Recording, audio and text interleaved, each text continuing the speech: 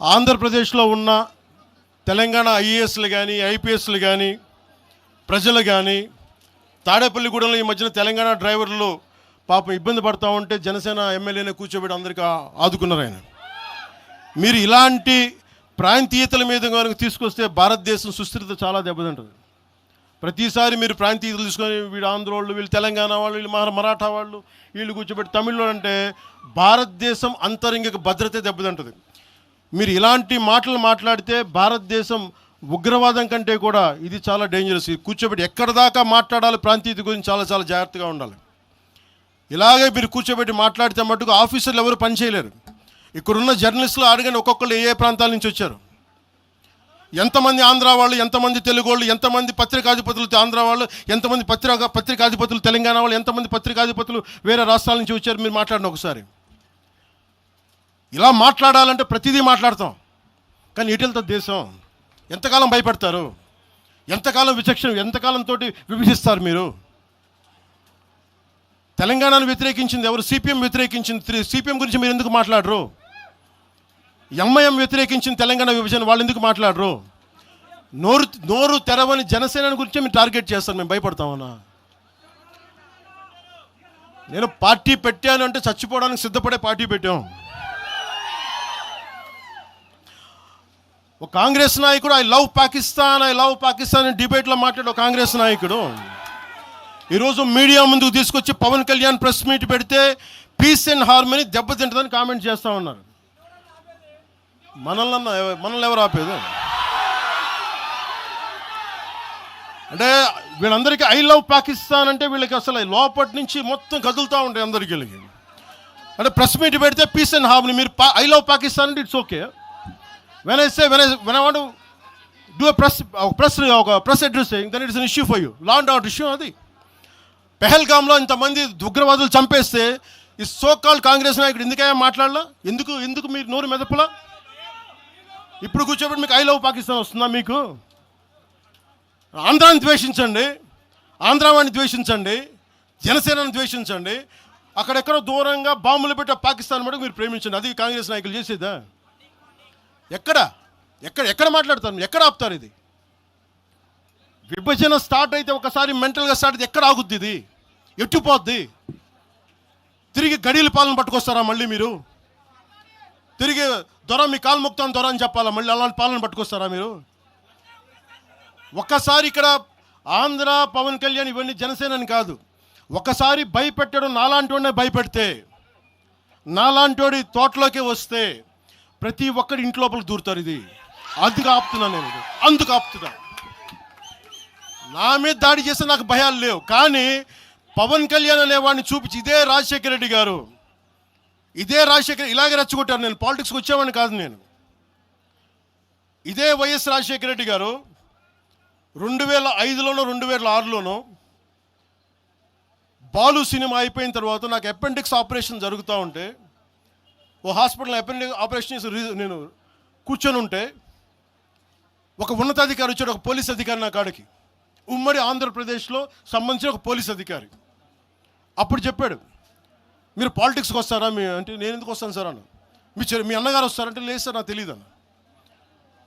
లేదు, మీ మీద బద్నాం చేయడానికి ప్రయత్నం చేస్తున్నారు, మిమ్మల్ని మీ మీద ఏమో అటాక్లు చేస్తారు. ఏం అటాక్ చేస్తాను? మీ మీద కేసులు పెడతారు, దేనికన్నా?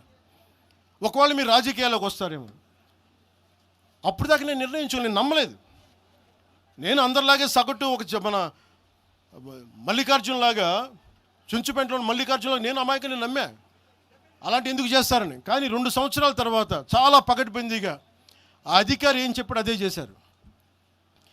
ఈరోజు బెదిరించే వాళ్ళకి చెప్తా ఉన్నా, రాజశేఖర రెడ్డి గారి బతుకున్నప్పుడు తెరవని గొంతంతా, లెగవని గొంతంతా ఇప్పుడు లెగుస్తూ ఉంది.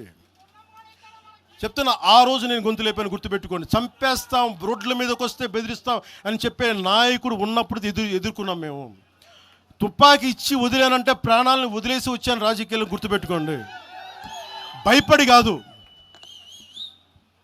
ఈ రోజున అదే చాలామంది కాంగ్రెస్ తెలంగాణ నాయకులు ఉన్నారు, రాజశేఖర రెడ్డి గారు ఉంటే తెలంగాణ వచ్చేది కాదని. అలాంటి తెలంగాణ కోసం, ప్రేమ కోసం మేము ఆ రోజు పోరాటం చేశాం. భీమరావు బాడ ఎవరిది? అక్కడ ఆంధ్ర వాళ్ళు ఉంటారు భీమరావు బాడలో.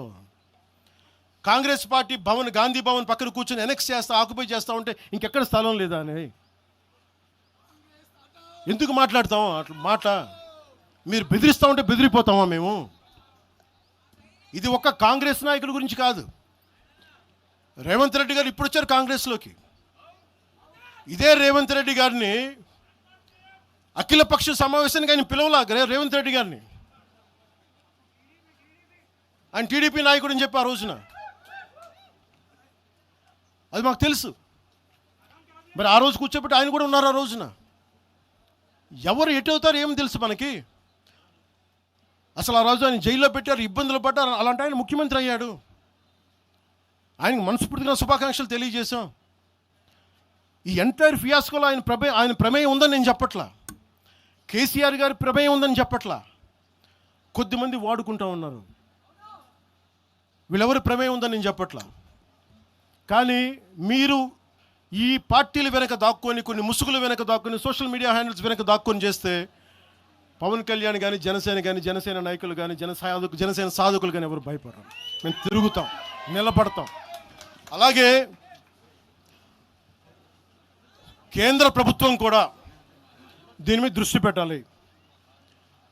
ఇలాంటి వాదనలు దేశమంతా మొదలైతే తమిళనాడుకు వచ్చి హిందీ గోబ్యాక్ అని, హైదరాబాద్లో మార్వాడి గోబ్యాక్ అని, నార్త్ ఇండియా గోబ్యాక్ అని, తెలంగాణ యాస భాషలో హిందుస్థానీ ఉంటుంది, హిందుస్థానీ.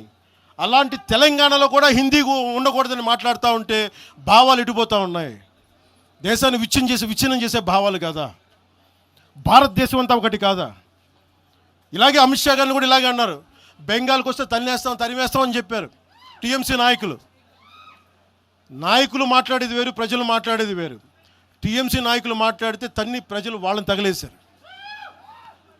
రోజు ఇలా మాట్లాడితే రేపు పొద్దున ఇలాంటి వదిలేస్తే ఏమవుతాయంటే వందే మాత్రం పాడనని చెప్తారు, జనగణమన పాడనని చెప్తారు.